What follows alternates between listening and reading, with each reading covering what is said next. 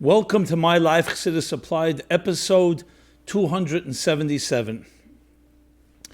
Today was Tezvav El, exactly the midpoint of this month that both concludes, and we make a cheshbon, an accounting for the past year, as well as Chodesh HaChana, preparing for the new year.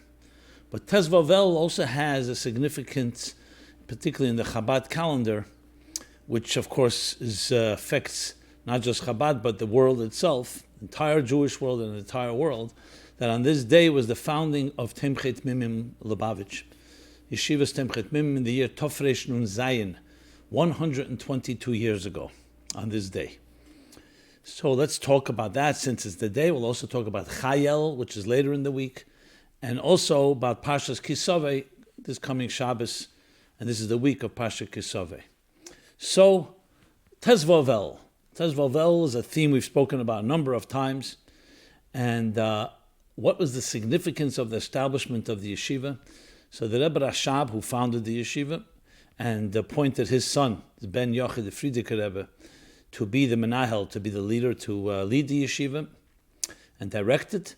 The focus of it was, as he puts in a Kuntras Eitz HaChaim, he wrote an entire Kuntras, entire booklet, describing the purpose of the yeshiva. He says there are many yeshivas and there are many good yeshivas teaching Torah. He's not here to just add another yeshiva, another to learn Torah alone, but it's to train a generation of students with Torah and with Avfedas HaTfilah and with Pnimius HaTorah to be armed, to be able to face and deal with the challenges that are coming, meaning not just Torah theoretical and academic, but applied Torah. Applying it to real life and doing it in a way that will require a Mesirus Nefesh and a love and passion, which isn't just purely driven by abstract academia and knowledge and information, but a total commitment which comes through Pnimius HaTorah that adds that chayis and that vitality. And later in a talk that he delivered in Tofrei Samach Aleph in Simchas Torah, which is 1900 actually, he speaks the famous talk he gave, Kol HaYetzel L'Melchemes Beis David, all those that go out into the war of the house of David, and describes the yeshiva in that context as warriors, but not in the military sense, not in the physical sense, but spiritual warriors, who will fight the cynicism, and will fight the skepticism, and will fight those that oppose the divine, and that oppose Mashiach, as he elaborates in that talk. So when you think of it that way, a yeshiva, not just to teach, not to minimize in any way the knowledge of Torah and the learning of Torah and becoming a observant Jew, being an observant Jew that's committed to mitzvahs behider and avedas atfilah and everything that Judaism asks of us, but in addition to that, to be armed to be able to go out and fight those battles that were brewing and would only accelerate in the 20th century. So in that sense, its relevance to us is extremely relevant, because we are in a generation where we face many, many battles in that context, spiritual relevance, Judaism's relevance, and the high rates of assimilation. So here you see the fruition of the vision of the Rebbe Rashab, that the building of the yeshiva was to create a training ground for people to deal with these challenges today. And as a result, that's where the Rebbe plucked his soldiers, the young men and women that were going out on shlichus, are educated in Temchet Mimim. And the relevance to each one of us, of course, is that we are not just learning Torah and not just keeping mitzvahs, but we're also here to use it in a way that applies and creates a way to excite people in a passionate way to be committed, to make Nadira B'Tachtenim and bringing the Geula and bringing Mashiach. So, in the context of Chassidus Applied, how apropos it is, I myself learned in Temchet Mimim, was trained there. So I'm one of the products of this training school, taught and trained in the ways of Torah and Chassidus and a methodology, as I said, to empower people, to enlighten them, to inspire them, and to ultimately give them all the resources that they already have and reveal in them the compelling sense of urgency to go out there and be a proactive Jew, a Jew that's driven by passion, to committed to changing the environment around you and ultimately the world around us all.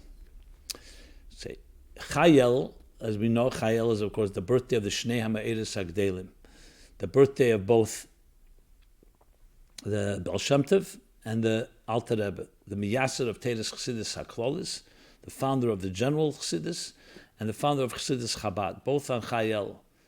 And the expression was that they were both born Yom Revi'i. This year it's also Yom Revi'i, Chayel, Tezvav, yes. On the Wednesday, and Yom Revi'i it says, not by Sheyem Shabay Notlo HaMe'eres. It's a time when God basically hung up the great luminaries in heaven, the two great luminaries.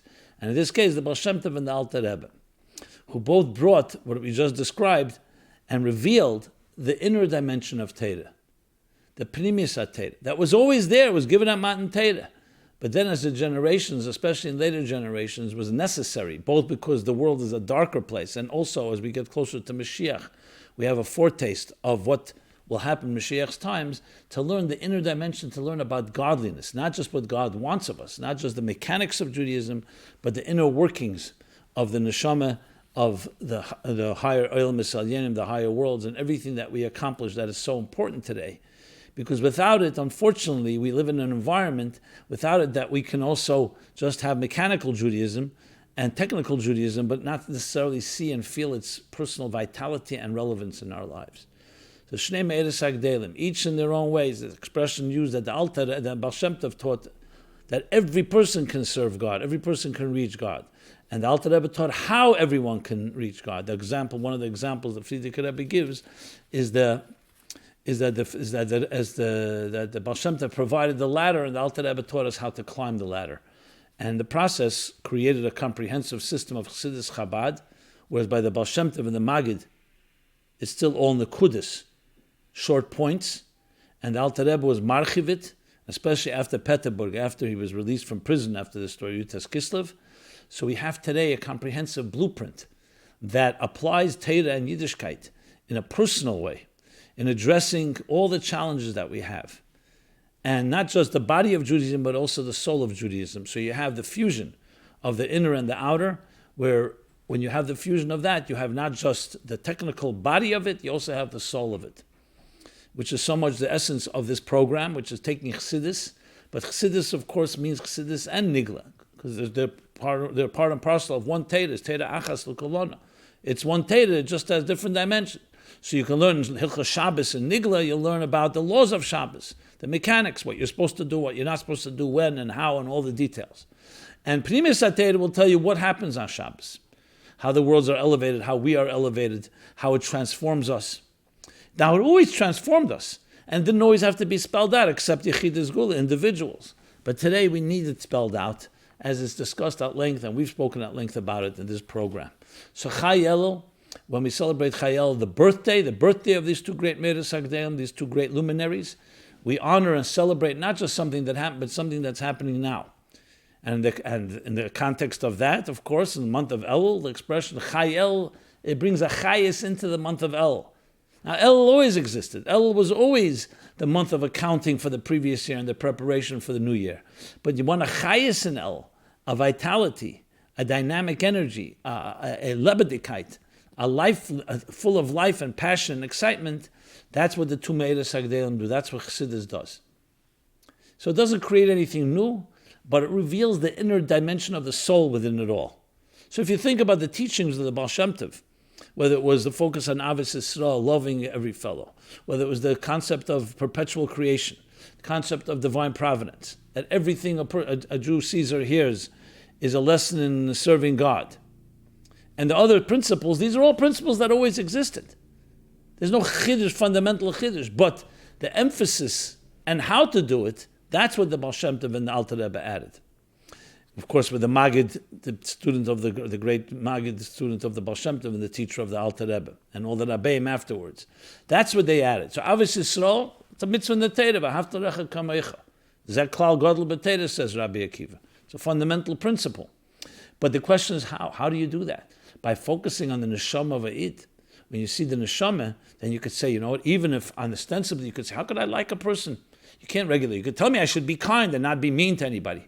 But to actually love another person as you love yourself, but then when you understand the neshama, which the Baal Shem Tov taught, and the Alter Rebbe explains it so beautifully in Perek Lamed Beis and Tanya, and other elaborations in Chassidus on this topic, appreciate neshama, you can appreciate the Ava. And the same thing with Hashgacha Pratis. divine providence. Yes, there are different opinions on the matter, but divine providence is a principle in Torah that God runs the show. And yet, focusing and shining the light to be able to appreciate it. Friedrich Rebbe was once when he visited in Germany. So he was staying in a hotel. A delegation of German rabbis from German Orthodox German rabbis came to see him. And one of the questions they asked him, they were sitting in the lobby, was what did Chassidus come to contribute? Because they didn't have Chassidus. They were an extremely committed community for many, many years. And the Friedrich Rebbe answered with looking around the lobby. He says, what do you see? The lobby had these very large, exquisite pillars, marble pillars of marble. And they described what they see. The Friedrich Rebbe stood up from the sofa and walked over to them to one of the pillars and shined a lamp on the pillar. It says, what do you see now? They say, we see the engravings, we see the flowers, we see the different images etched in the marble. Why didn't you mention that earlier? They said, because we were looking from a distance. From a distance, you saw the marble pillars. We didn't see the details. We didn't see the flowers. So that's what Chassidus did. It did not create anything new. It reveals the flowers within the pillars that were always there. And that's what we thank God for, and with gratitude, and we honor and celebrate Chayel. And it's fitting that it be in Chayel, when Chayel also begins the last countdown of the last 12 days of the month of Elul to Rosh Hashanah, each day corresponding to one of the months of the past year, and the Rebbe adds also to the coming year. So each day corresponds to counting for the month that corresponds. So Chayel corresponds to Tishrei, Yutesel to Cheshvan, and so on. There's much, much more to be said, but suffice it with that. And finally, Parsha Kisove. So the Rebbe explains Parsha Kisove, connecting it to Chayel. Kisove la'orez, the word Kisove means when you will enter. And bia, meaning Kisove, when you enter into something, it's in an intimate, an internalized way. So Kiseitse, the Parsha we're coming from, is about leaving, going out to fight a war, a battle, because battle is meant to be fought outside of you. And Kisove la'aretz is entering in, and what happens? The mitzvah of Bikurim, of the first fruit offering, acknowledging that the first fruit, the best fruit, the B'cher, Bikurim from the word B'cher, and that's why B'cher also by human beings, and B'cher Peter Chamoyer, and other firsts, in the morning of Maiden we begin with, that you dedicated the first to God.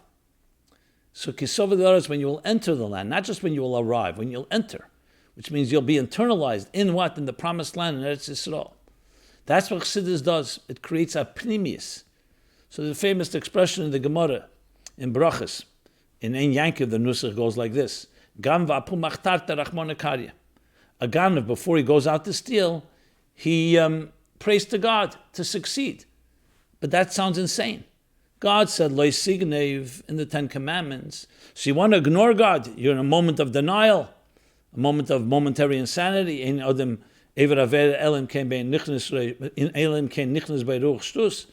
But you're inviting God and saying, God, help me do something you told me not to do. How do you explain that? The inconsistency, the dissonance. And the answer is because amunah is makif. Makif means you can have amunah. It's not fake amunah. But you haven't internalized it. So the contradiction does not disturb the dissonance between what you believe and what you do. And at the moment you do believe in God, so you ask Him to help and you forget.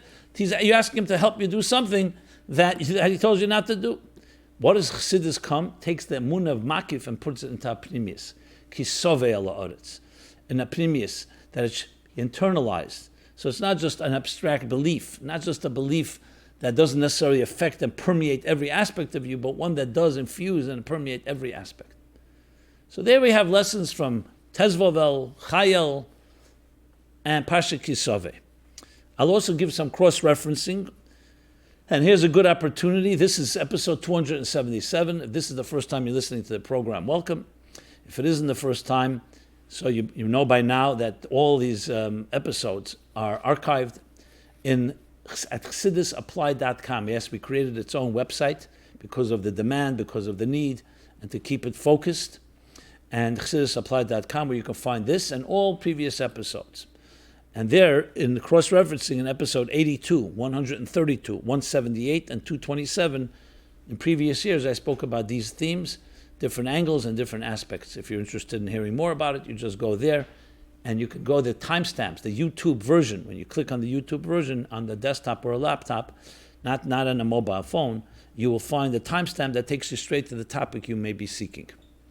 There's also an opportunity. There you'll see there's a forum where you can submit any question you like. Nothing is off limits. Nothing is taboo. And completely anonymously. Same place, chassidusapply.com/ask, or just look, you'll find it easily, as well as other Chassidic resources of applying Chassidus to our lives, including a whole section on Samach Vav and a whole class section on Ayin Beis. These are the classic discourses of the Rebbe Rashab. Explain them, translate them, flowing summaries, and of course the essay contest, the essays that have been submitted over the past 5 years by essayists from all over the world, applying Chassidus to a contemporary issue or challenge. Let's now go to questions. So question one that we're going to address now is it prohibited to see a psychic? Thank you so much for your insightful talks. Quick question, is it against the Jewish religion to see a psychic? Okay, it's interesting, I looked around, I didn't really speak about this except in episode 27, where I did discuss it, and so that complements whatever I'm going to say now. So let's first begin with one important statement. Not everyone that calls themselves a psychic is a psychic. They're probably, I would say, the largest percentage, and maybe a very large percentage, are con artists, or looking to make a quick buck and taking advantage of people's vulnerabilities. So that, obviously, that question, of course, doesn't apply. Why you be conned by a con artist? And why spend money? But let us speak about someone that may actually have certain strengths. The Torah does not deny there's certain strengths. And yet, there's clear psukim that prohibit the going to anything of that type of form. Whether it's called a psychic or whether it's called other names, sorcerers, fortune tellers. So the Torah talks about it in Parsha Sheftim, Parsha we read last week. In Parsha Sheftim, Kapitel Yud Ches 18, 10 to 12, explicitly prohibits the going there and concludes, Tomim ti im Hashem Elokecha. Go straight in God's path. Tomim ti im Hashem Elokecha actually means be complete, be wholesome, be straight, simple with God. You don't need to find exotic methods and tricks and so on. Even if they actually have some strengths, which again, as I said, is also, in most cases, not even true. It's also in Kedeshim, in Sefer Vayikra, Yud Tes Lamed Aleph. And Halacha, you look in Rambam, Hilchus, you say the Atera, Perek Yud 10, Halacha Gimel 3. And of course, in Shulchan Aruch Yededeya, there's a whole section, a whole siman on it, Siman Kuf Ayin Tes, which is 179. So, yes, it's clearly prohibited, and just stay away from it. And if you want the logic of it, is because, as I said, be straight with God. God has given us the resources we need. We don't need tricksters. We don't need any type of unique approaches, especially that are not divine and not driven by bittul. There is the concept of a prophet, but that also has severe, strict criteria. What is a true prophet versus a false prophet? And a prophet is not about him. It's God prophesizing through this person. So God wants to communicate with us. But anything that starts having its own power, so to speak, and it could have, is something we stay away from. It's like anything that is not, it's like Kechavim Mazolos, for example. The stars and the constellations. They have strengths given them by God, but it's not their own. All they are is a garzin biyad ha'chetziv. It's an axe in the hand of the axeman. So we don't look at that as well. Even though there may be some strengths. Ein mazel Yisrael. We don't even look at a mazel because we're beyond mazolas. So that's the brief answer. And as I said, I spoke about episode 27.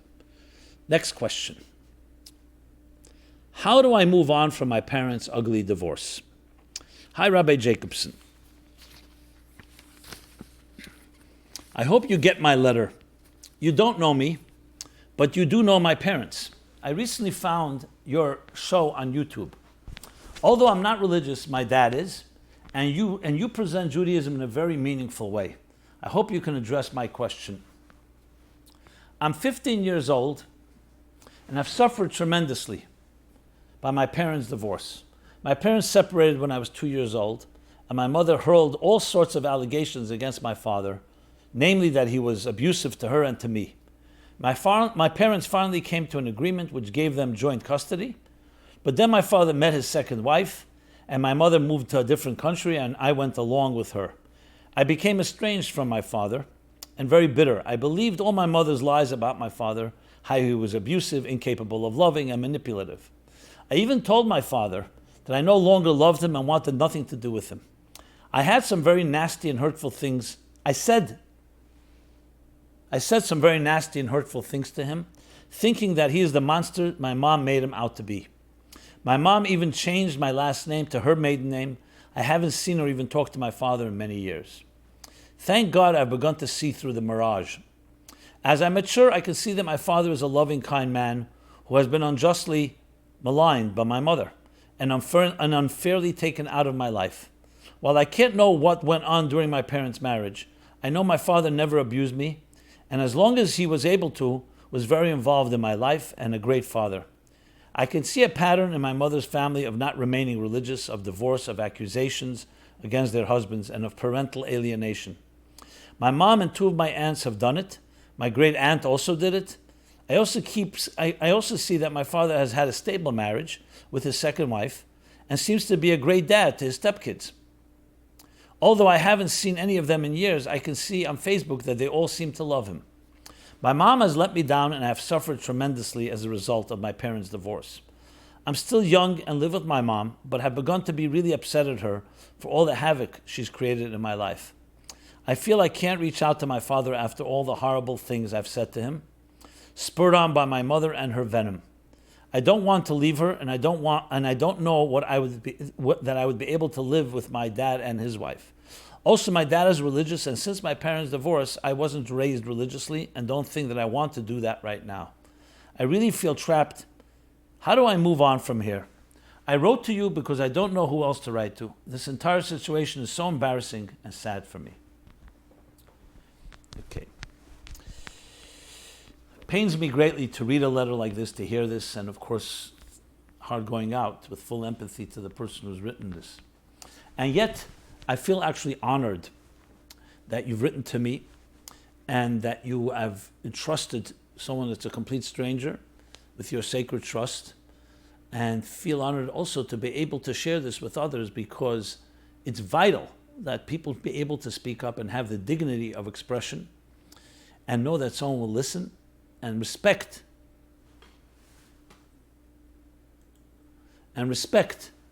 their questions and respect their space and respect their dignity.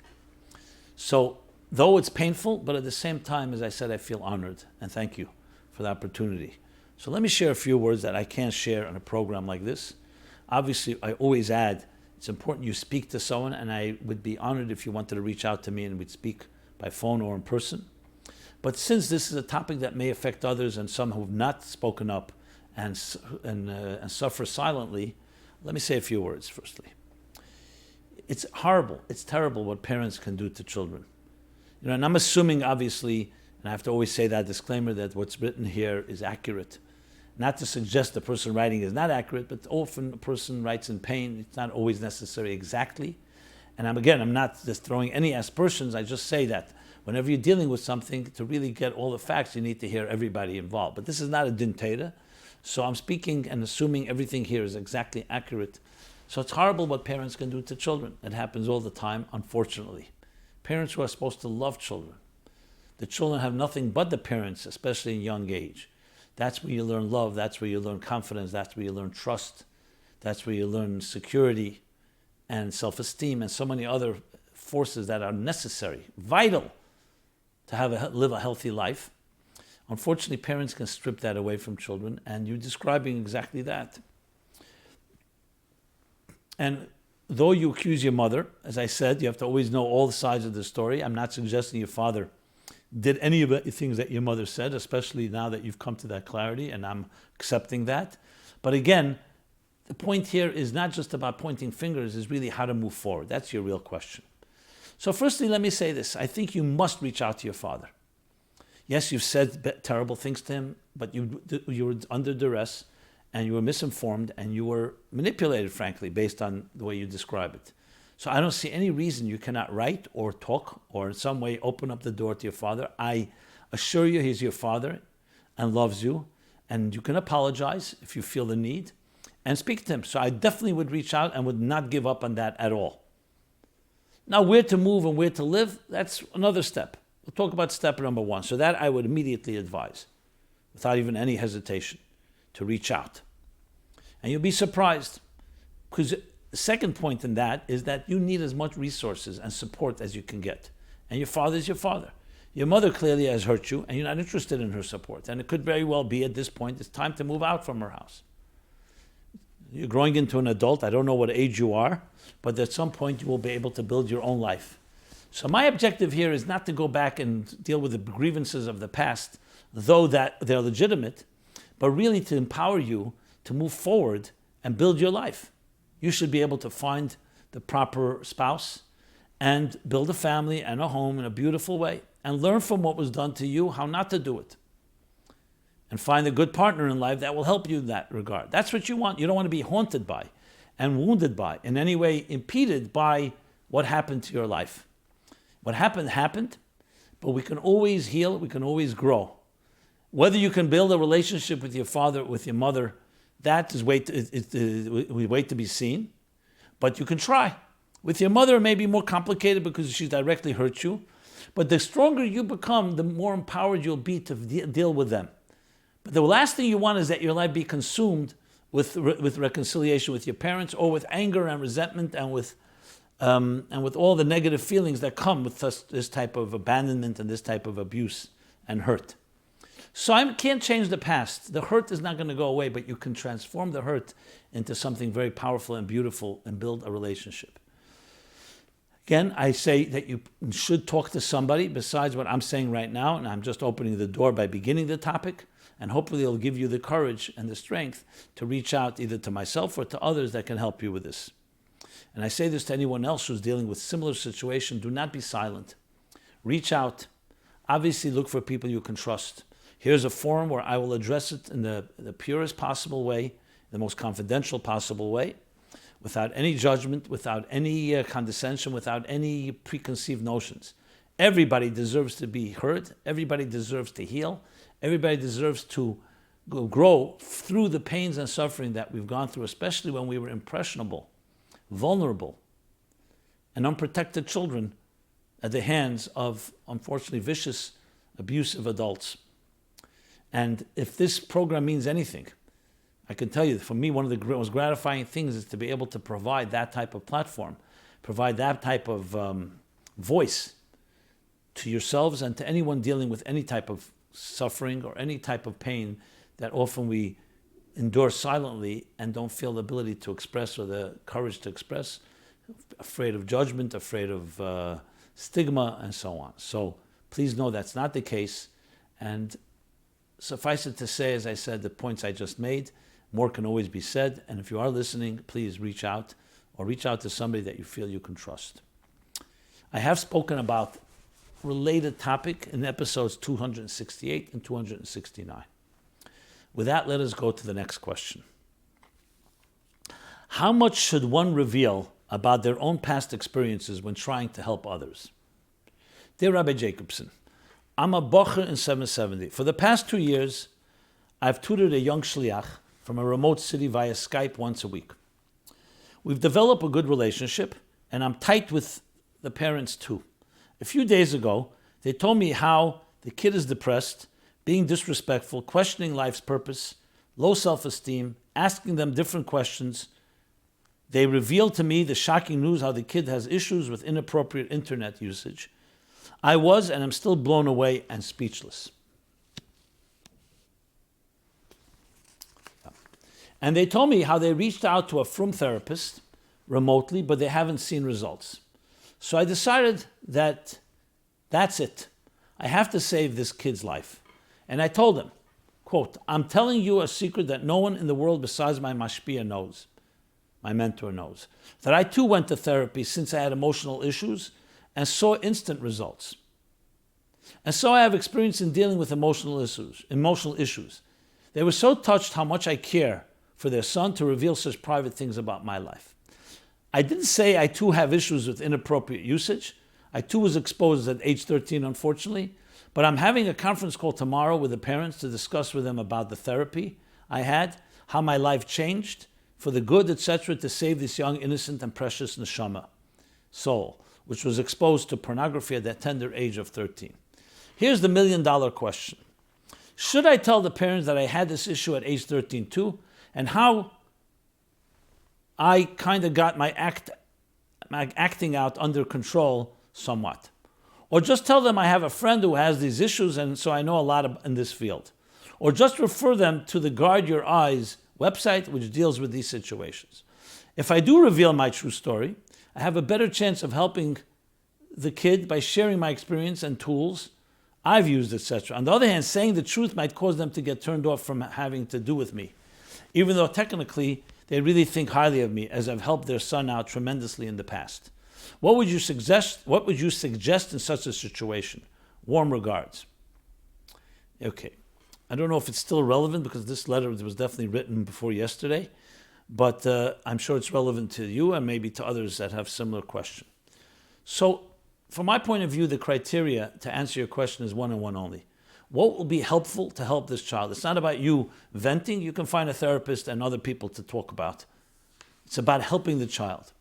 So my leaning is, in general, that you reveal only that which is necessary to reveal to help this child. Do you have to start speaking about all your experiences? Not necessarily. Not whether because they'll respect you or not respect you. It's not important to tell everybody. And about credibility you've shown already. The fact that you have the empathy, the compassion, the care, and that you share that you do have your own therapy without going into details, I don't see why you have to go further than that.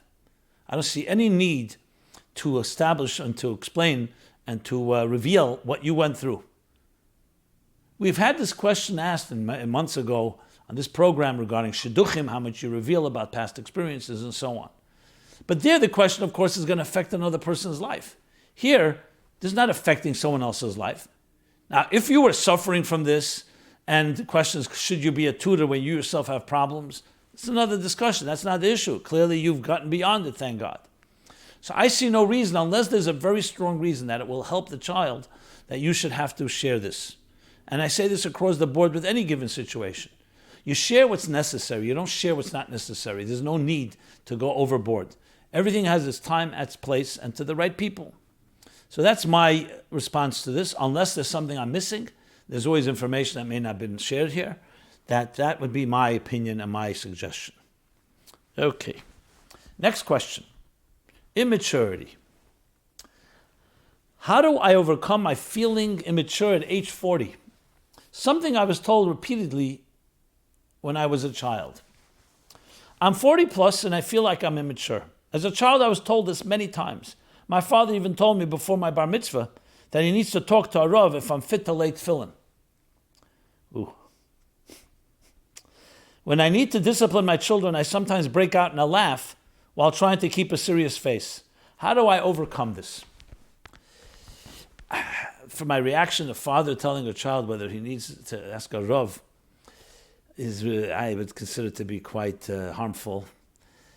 But let's break this into a few parts. First of all, no parent is perfect. And we all, as parents, laugh and smile to ourselves at times when we try to discipline our children. We ourselves were guilty exactly what our children are doing.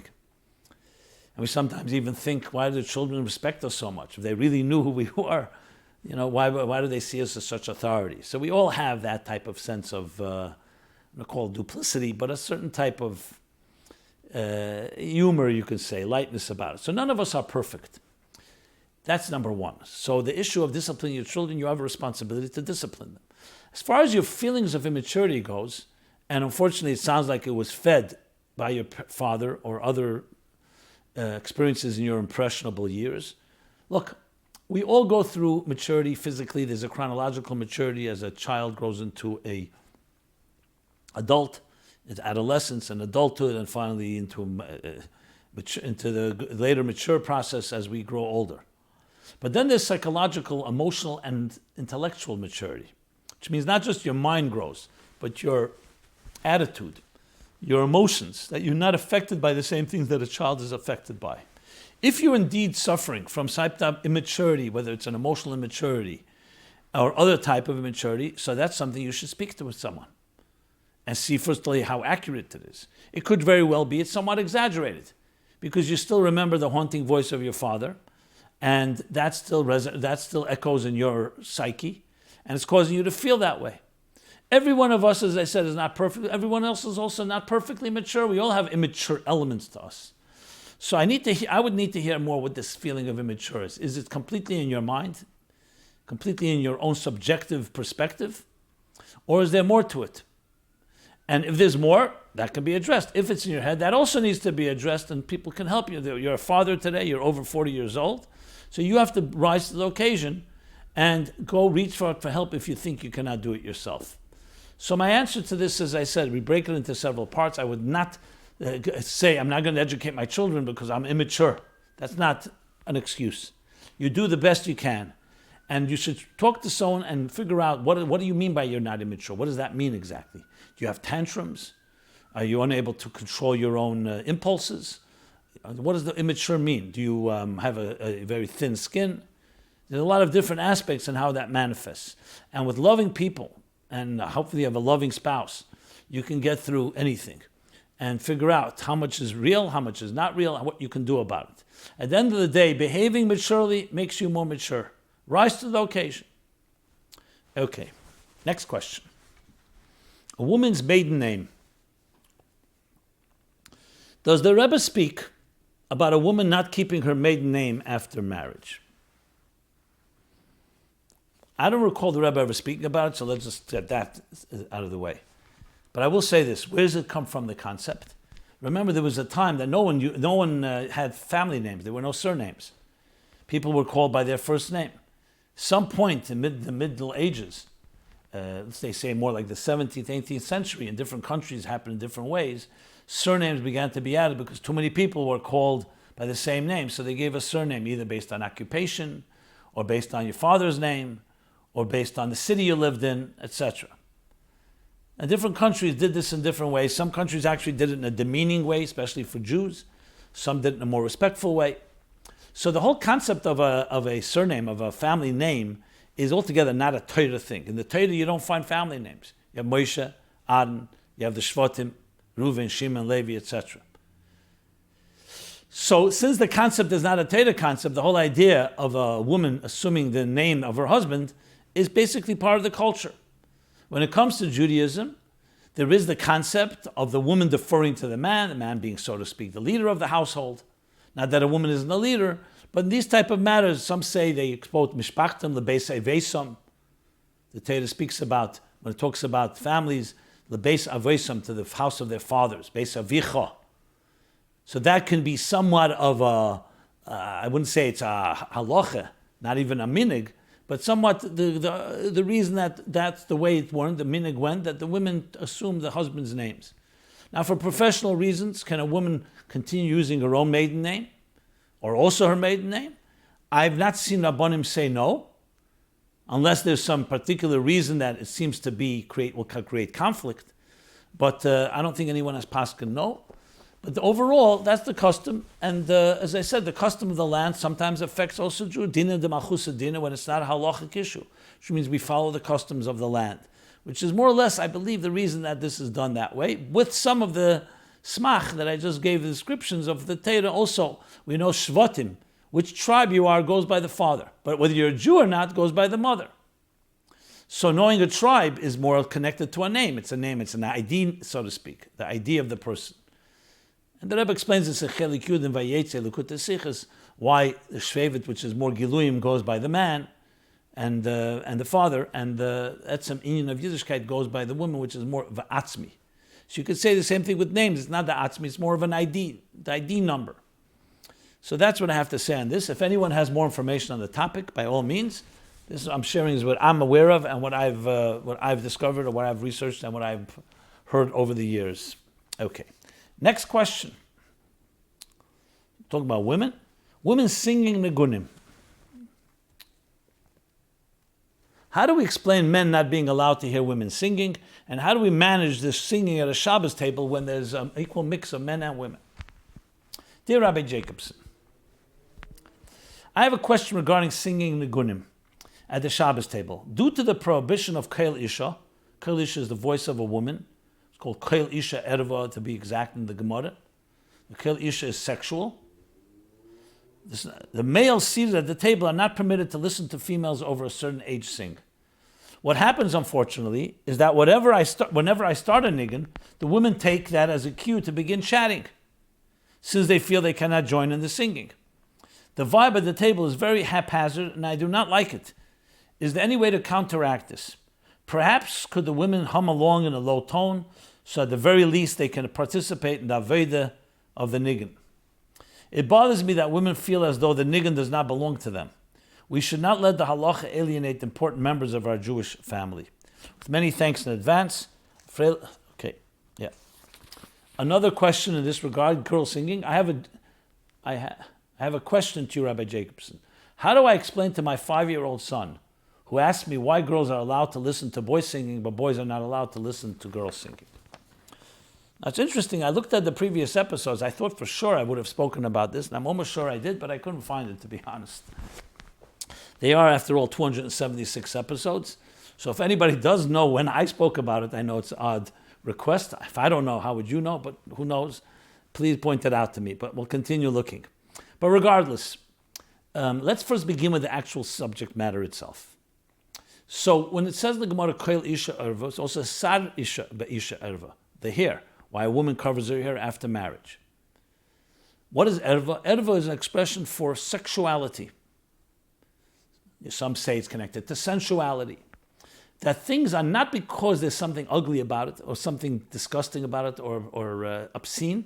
On the contrary, because it's so pure and holy, what do you cover when something is very holy? What do you do when something is very holy, like the Holy of Holies? No one enters there. The reason tznius in general, the dignity, tznius of course is dignity, as we've talked about many times, why we cover ourselves, and whether it's women or men, is walk with dignity before your God. And parts of the body that are designated for intimate experiences, whether it's intimacy in marriage or people's personal intimate spaces, this is something we cover physically and also psychologically. Because remember, covering is not just you can cover something and still be very promiscuous in your body language and other forms of expression. So covering is also a certain element of discretion, of being discreet. Kvuda bas melech prima. The Torah designates what has that sensual power. And among the things is, besides body parts that we're all aware of, are also other parts. And that includes the hair and includes a woman's voice. Now you could say a man's voice can also be stimulating and also emotional, but it doesn't have quite that power. I remember once a sikha, and I'm still looking for the source, where the Rebbe says niggin is gaguyim, is yearning. And women have a deeper element of yearning than men. So when they sing, it's coming from an even more intimate place in the soul than a man. Kulmus halev is a song. It's the quill of the heart. And that heartfeltness is more there in the feminine side. So the Torah is not saying because of the ugly voice or because there's something wrong or because it's going to provoke someone. It's because of that beauty, of that inner beauty that remains within. Now that has to be taught properly because you don't want to make a woman or a girl feel something less. On the contrary, something more. That's on the general concept of what we're talking about. Now, as far as the practical side of it, so first of all, as well pointed out, the Isser, the prohibition, is not for a woman to sing. It's for a man to hear her sing. A woman's allowed to sing. There's questions whether she sees men there, there's different discussions. But it's not her singing is the issue. The issue is that singing should be done among women because of that intimate nature. And that's why you have today a lot of different groups cropping up with women as musicians and singers and so on, and it's great. Let them find that expression because it was never a problem. There was never the issue with them expressing themselves, women expressing. On the contrary, I just said their expression of song is more powerful even than a man's expression of song. As far as situations where you have a table with people, yes, it's true, it can become very chaotic. So there are different halachas on the matter whether women sing in a group or humming along and you don't really hear their voice is an issue.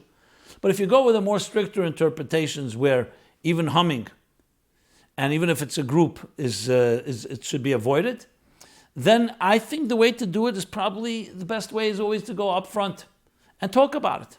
We're going to sing a niggin now and maybe even explain.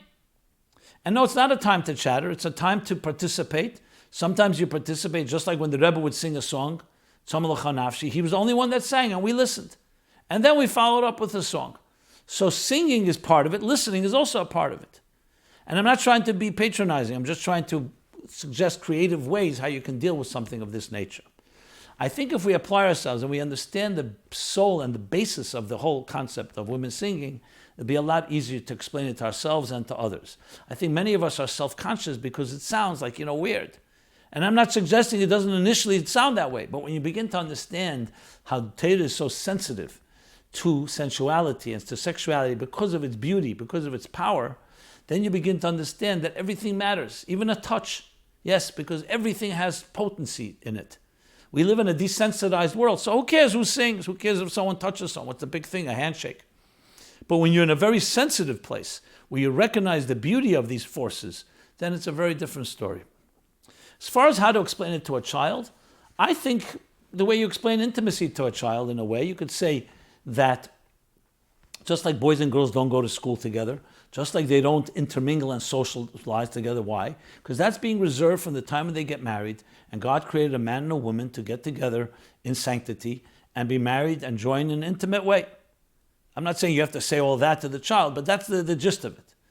And therefore, the same thing is with singing, as it is with other things. Why does your mommy wear a sheitel and your father doesn't? The answer is because here has certain power that Hashem says.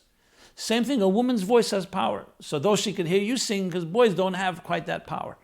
I think you can explain it without in any provocative way, without being controversial, by simply explaining that different women, different people, men and women, have their strengths, and the Torah is teaching us how to harness them and how to direct them, not how to silence them, how to use them for the fullest possible way, and be careful when something can be abused. And the same thing with if the child asks you, why do I have to cover myself? The answer is because certain parts are more intimate, certain parts are more powerful, more holy, and they need to be respected in a world that is hostile and a world that's more callous to the intimate. Okay, with that, let us move on to the next question. The next question is,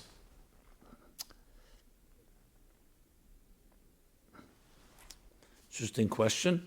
Have you interviewed people who have become observant and then returned to their previous lifestyle to understand the causes for their choices? The way the person worded it, a little more bluntly, have you interviewed people who have come and gone to Frumkeit to find out what caused them to return to their previous lifestyle? I've always been afraid, embarrassed, too insecure to debrief anyone who has done this. Now, so my answer is no, I don't interview people, especially not people who go through different challenges in life. It's not the way to go. I've had conversations with people. So that's how I would phrase it, conversations with many people. And yes, I've heard many different thoughts and feelings and so on. I'm not going to create any formula because I don't think that's what we should be doing.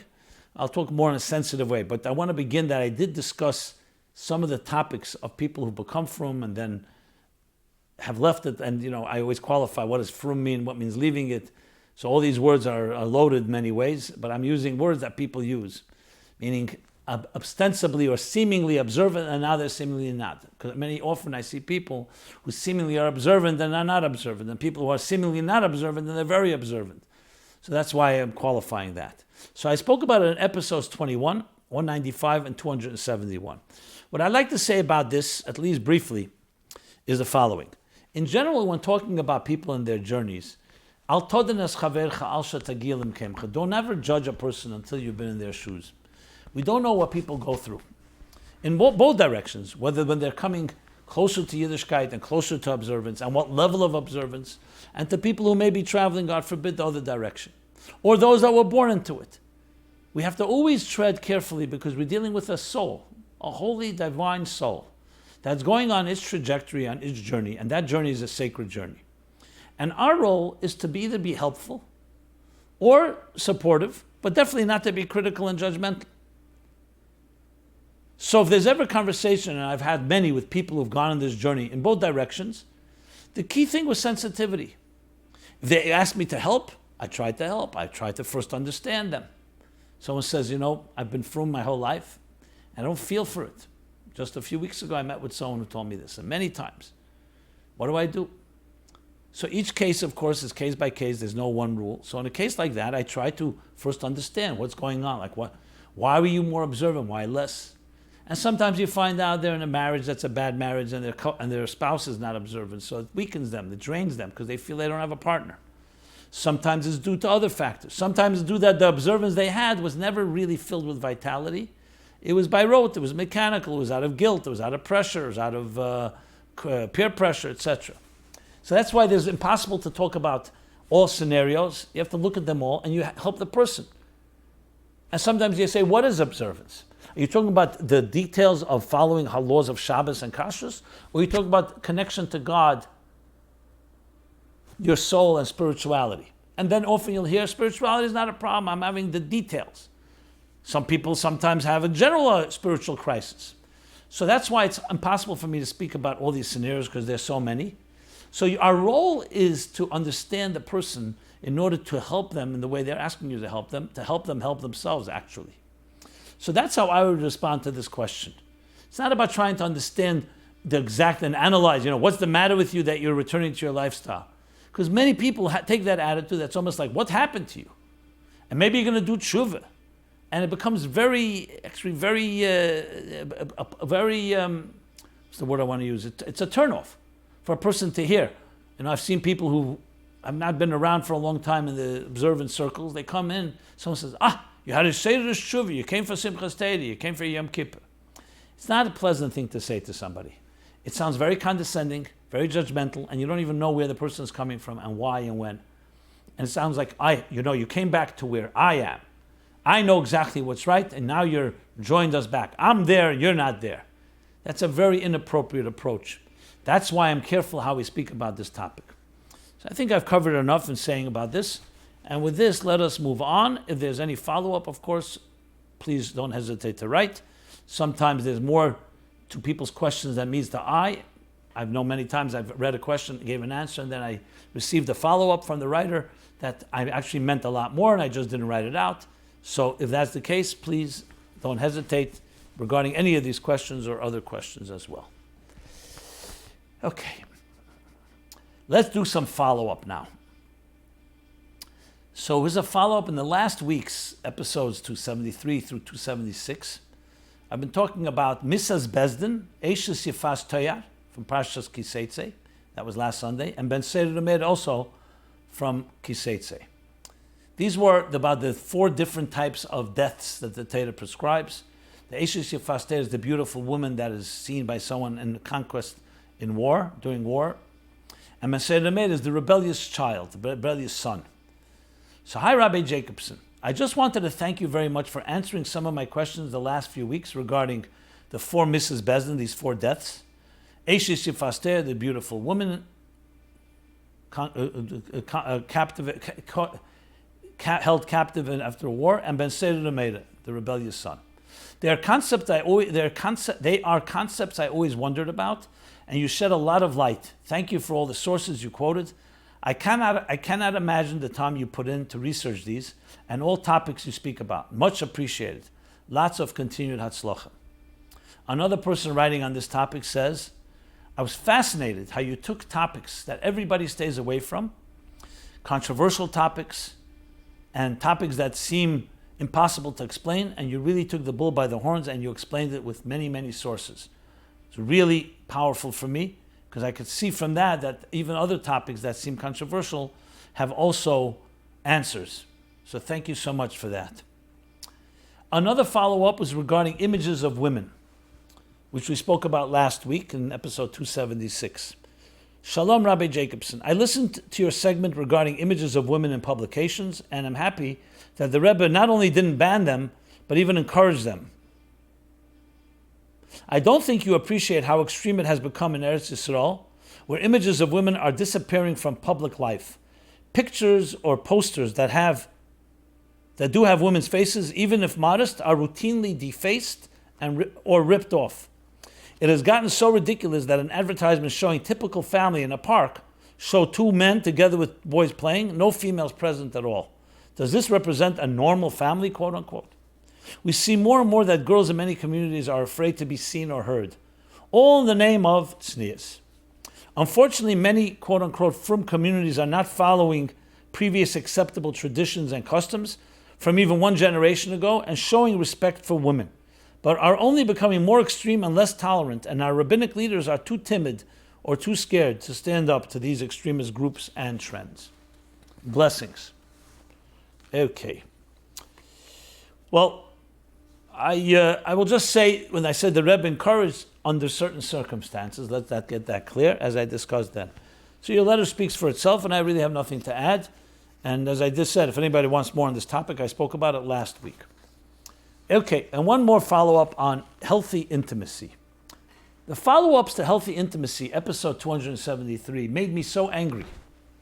Now there the question was about a woman writing how she feels used and she feels actually abused in intimacy in her marriage because the husband is not respecting her in that context, in that environment. So I discussed it. And this person writing now is upset with how people responded to it. I hope she's not angry at me. I don't think it's about me. I think it's about what they're... So she said, but the follow-ups made me so angry. Really? A woman writes about her concerns that there may be undercurrents of abuse or lack of respect in frum bedrooms, and all the responses it gets are men whining about not getting enough action, or worried that they won't get responses. They won't get enough when they get married. Seriously? That is your takeaway from this woman's piece? I mean, the responses themselves just prove the writer's point. If this doesn't show that there's a problem, then I don't know what else will. How did a question about awareness of consent and respect for women become yet again about men? Women are worrying about being sexually coerced at best, and instead of protecting women and helping to spread awareness, men are worrying that they won't get their needs met. Do we not see a sort of imbalanced equation going on here? So yes, I totally agree with you. And if I recall correctly, when I spoke about the topic, I did address the issue itself. Obviously, whenever you're dealing with a woman complaining or saying something of this nature, you always want to hear both sides. So that's for simple balance. And really be sensitive to everything here. Because sometimes the men don't even mean. I'm not talking about men that are doing things that are inappropriate. But sometimes men don't even understand that they're being aggressive or they're being inappropriate or they're not receiving the proper consent because there are halachas about this. There are halachas how you're allowed to approach your wife regarding intimacy. It has to only be with her complete goodwill and complete consent. There's no such thing as, God forbid, doing something against her will. So, unfortunately, yes, some people are selfish and they focus on themselves. But thank you for your points, and points well taken, and that's why I read it. Okay. With that, let us now go to the Chassidus question, which is a follow-up, part 2, the 10 hidden spheres to last week's episode. So to sum up quickly, the question was, please explain the 10 hidden spheres, where they are located, and their role, application, and relevance to our lives. So I'm not going to review everything I said last week. I'll just sum it up. We spoke about their role of the spheres in general as an interface. Divine attributes from which evolve human attributes, the human personality, so they become like a bridge, an interface between us emulating God's attributes so then we can connect to God himself, who is, of course, beyond all attributes. In those attributes themselves, in those spheres themselves, there's the revealed ones, usually called the spheres of Atzilus, spheres Hagluyas, the revealed ones. And there's the concealed ones, which are higher than Atzilus. And I cited the sources of where the location is Atik or Arich or Akudim. And I actually brought which Maimonim say it. In one place in Ayin Beis says also Ak, Adam Kadman. But as he explains in one of the Maimonim, that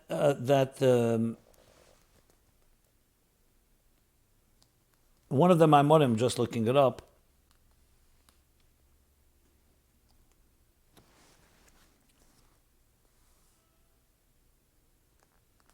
that they're all mechuven in the Maimer, in Ulam Chai Ani, in the Bir, in Derech Mitzvah, and in Maim Rabbim, they're all mechuven because it's higher than Atzilus, and higher than Atzilus is considered Ein Sof. But we stop there. The question is, the spheres Hagnuzis, the highest level is Ak. We know that very often, and most people, if you ask them who look at this, spheres Hagnuzis are Lifnei HaTzimtzum. But these sources clearly say that Arizal says it's after the Tzimtzum. It's on these levels, Atik, Arich, and Akudim, and I mentioned Adam Kadman. Yet we do have sources that we do find the 10 hidden spheres in Eid Ein Sof, Lifnei HaTzimtzum. And what's the source for that? And that's what we're going to continue now and address the second half of this topic. So in the Pardes Shar Seder Atzilus, chapter 4, it's one of the first places there's a source for the concept of the 10 hidden spheres. Now, this is not Lifnei Tzimtzum because we know the Pardes did not talk or know about the Tzimtzum. But he talks about it in Eir Ein Sof, the concept of 10 hidden spheres. This is cited in Eira Teire in Yonim, page 170, in Ki'imcha Samach Vov, and in Korav Hashem Tofresh Samach Ches. All citing this Pardes. But the Pardes says that the 10 hidden spheres, besides the fact that we're not talking about Tzimtzum, he says is the root of the containers, of the Kalim. And the Eiras don't have a root because the Eiras are connected to the divine, so there's no root. They never went through any diminishment. Remember, the Pardes is not connected to it does not know of the Tzimtzum, which is another discussion what that means. So therefore, he says it's the root of the Kalim.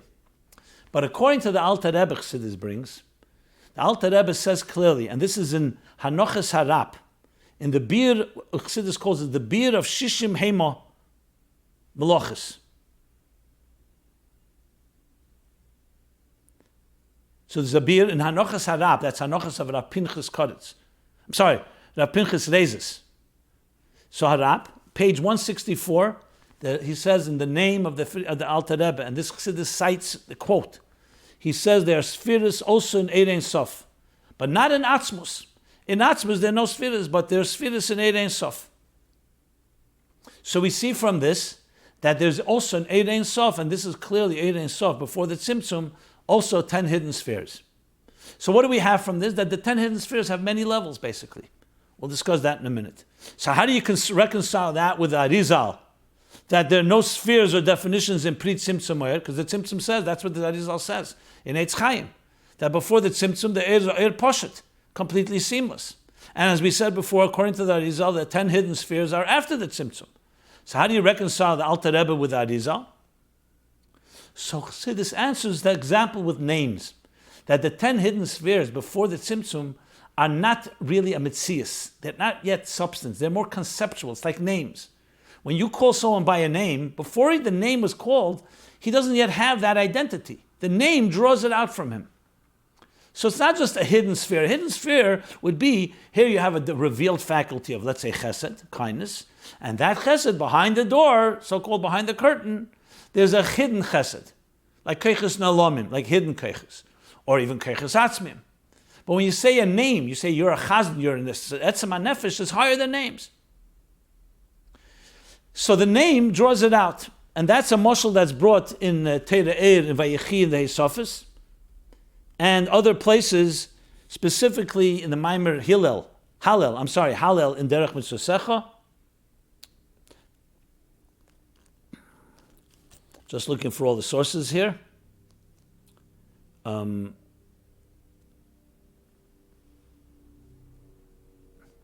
Eir Vayechi, 103c. Hallel and Derech Mitzosecha, cited in Eira Teire in Yonim, page 277. Samach to Samach Tofresh Nun Zayin. Ki'imcha, again, Samach Vov, and Ayin Beis, volume 2, page 968. And that's considered the highest example for Esas Sfiras Hagnuzis, names. Because before there was nothing there. The name is what draws it out when he acts on it. So really, the Sfiras actually are revealed, not before the Tzimtzum, they become revealed. The hidden spheres, I should say, become concrete, more concretized as hidden spheres after the Tzimtzum. So in a Maimer in Vayered Hashem, Tovshin Tezvov,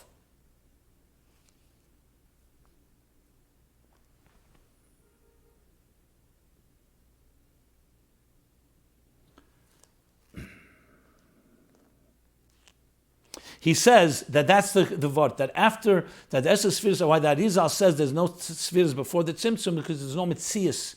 They don't exist yet. And the example of names can explain that. And where's the Mitzias of Esses spheres is either in Ak, or Atik, Akudim, Atik or Arich, as I explained. Okay.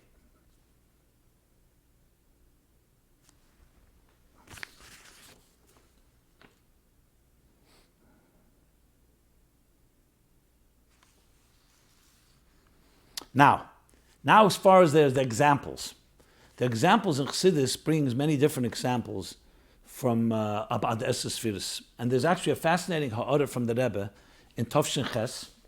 Friedrich Rebbe's Maimer, Tovshin Ches. The Maimer is Zeh Hayim, from Yud Beis Tammuz Tovshin Ches, in that volume, page 243, along Ha'ara. And the Rebbe says there about the Mishalim, there's different examples. I'm going from the bottom up, from the more tangible to the more abstract. There's the example of a flame in a coal. This is from Sefer Yetzirah.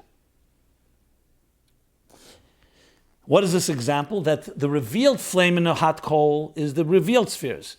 The flame that's within the hot coal that you can't see is the hidden spheres. Yet Chassidus goes and says beyond that, the moshel of the Pardes is of a flintstone. In a flintstone, you don't even have a flame within it's not even concealed. A flintstone you can put into water, you can touch and you won't feel any heat. That's not the same with the hidden fire in a hot coal. So that makes it more abstract in the 10 hidden spheres.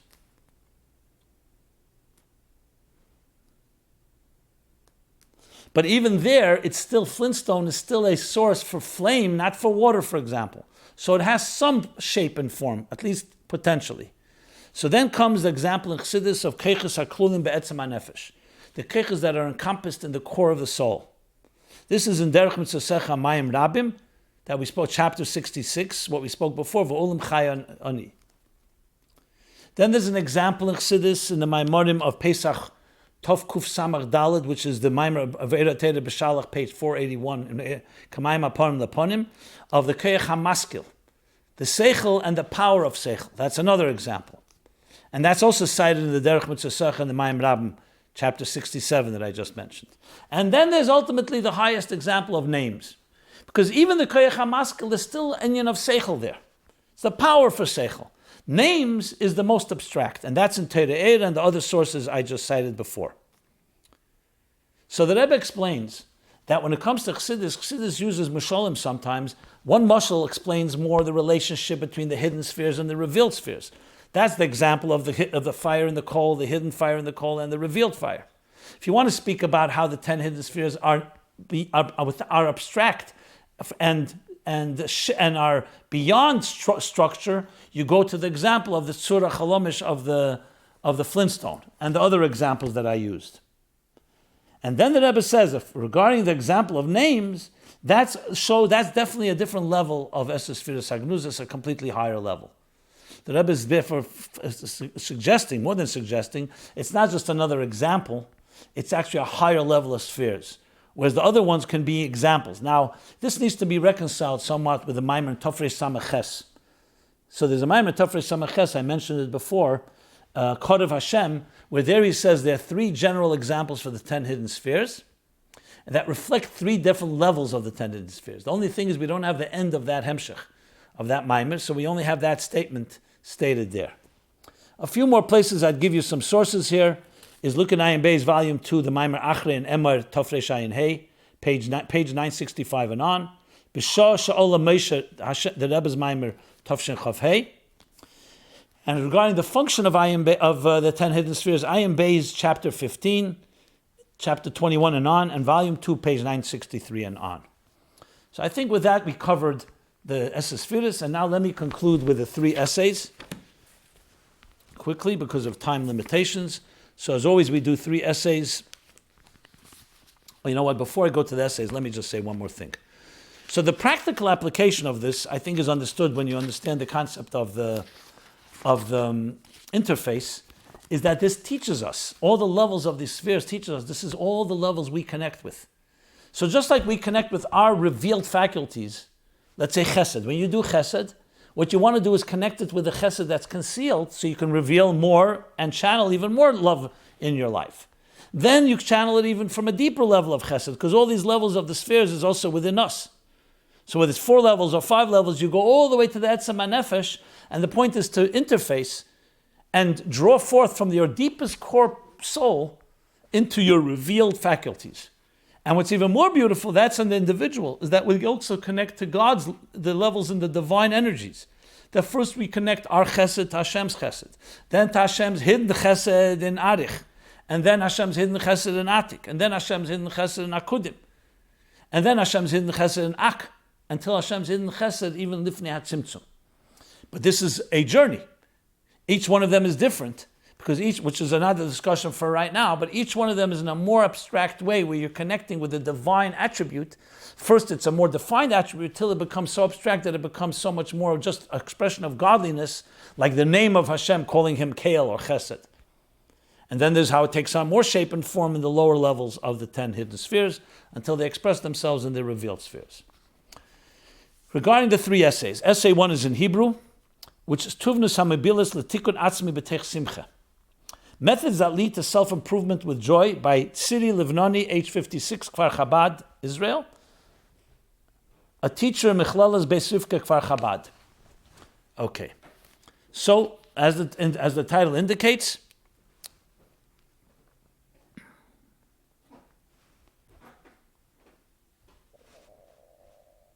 that we live in a world that is filled with all kinds of different challenges.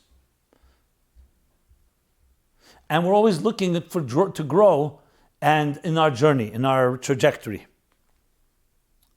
People go through challenges where they regret things they've done and they want to improve it or they want to grow. So this essay is dedicated to methods of how we actually produce growth in a person's life based on a Chassidic approach. Very thorough essay, step-by-step process, and doing it all, of course, with great joy, which is the driving force. So it talks about both the healthy person and how we waver from that at times, and then different psychological approaches to correct our ways. A very nice table of expressing different approaches. And then the Torah Chassidus approach of how to do this. So very well done. Thank you so much for this essay. Okay. Very well annotated as well. The next essay is Bring Back the Fire. Mimi Blasberg, age 19, Brooklyn, New York. Student at Machon Alta Seminary. There's a pit, a growing black hole. It consumes your energy, passion, and motivation until all you feel is nothing. At the end of the day, this is apathy. As Jews, apathy is our biggest enemy.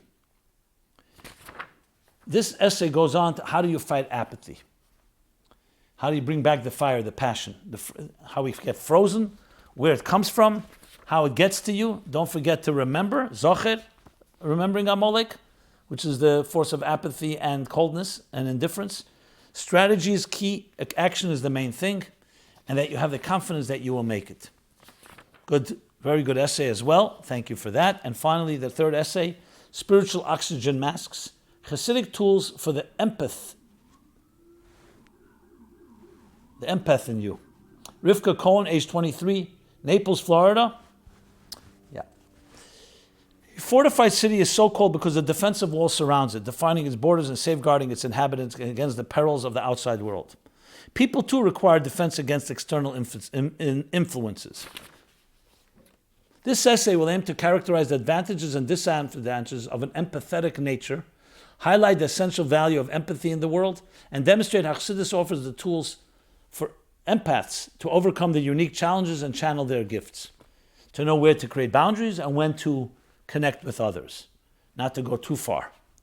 And goes on to explain this, know the heart of a stranger. Psychologists define empathy, like one person with one heart. Chassidus defines that connection, from other-centered to God-centered. Gevura of Teferes, discipline and compassion. And love your fellow like yourself, securing your own oxygen mask before assisting others. And then goes on to a whole list of lessons for the empath to internalize in relating with others and self-care. Again, extremely good essay. These essays can all be seen now as they're posted literally just fresh these days at ChassidusSupply.com, as well as when you subscribe to our newsletter, we will send them to you every time they're updated. So this has been episode 277 of My Life Chassidus Applied. And I want to wish everybody, as we continue the month of Elul, a very constructive Melech Basada month where you reach out to God who's in the field, the Melech in the field. As we prepare for a new year, it should be a ksiva v'chsimateva to all of us, in Gashmis, Beruchnis, in every possible way. And we should be blessed. This has been Chassidus Applied. We're here every Sunday, 8 to 9 p.m. Thank you so much. Be well.